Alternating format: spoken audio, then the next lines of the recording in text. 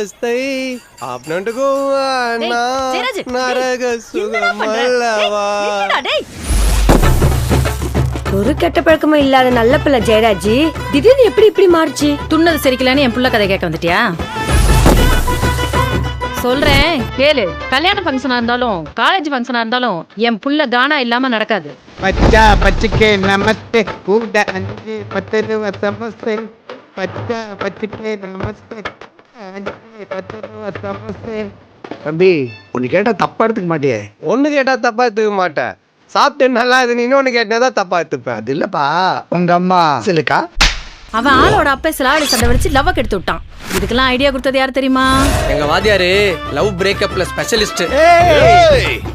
இசை உலகத்தை பொறுத்த வரையும் நான் என்னையோ செத்துட்டேன். இப்ப நான் இருக்கிறது கைலாஷ். நொந்து போன ஜெயராஜ் வாழ்க்கையில புதுசா ஒரு பொண்ணு வந்து போனா. காதல் கடலல மாதிரி ஒன்னு போனா ஒன்னு வந்துட்டே இருக்கும்.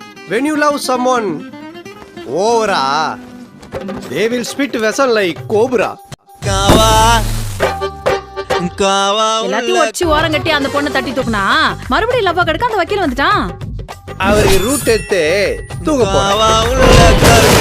வண்டியாண்டா லெஃப்ட்ல திரும்பினா எவ்வளவு பெரிய ஆக்சிடென்ட் தடுத்துருக்க தெரியுமா நானு? இது மட்டும் சின்ன ஆக்சிடென்டாடா, சின்ன ஆக்சிடென்ட். என்னடா இது தேங்காய் பத்தறிகிற கத்தில எடுத்துன்னு வந்துருக்கிற? அப்படியே காதை அத்துட்ட.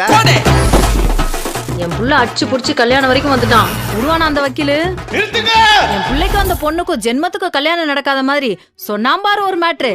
இப்ப இந்த ஸ்ரீபதிக்கு நான் ஒளிச்சு வச்சிட்டேன்னா மாப்பிள்ள எப்படி தலைவாருவாரு, எப்படி தாலி கட்டுவாரு.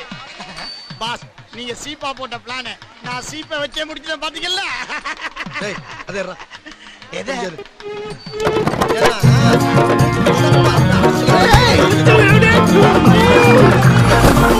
இதுக்கப்புறம் யாரும் என்ன தேடாதீங்க. ஊருக்குள்ள போக போறேன் பாருக்குள்ள.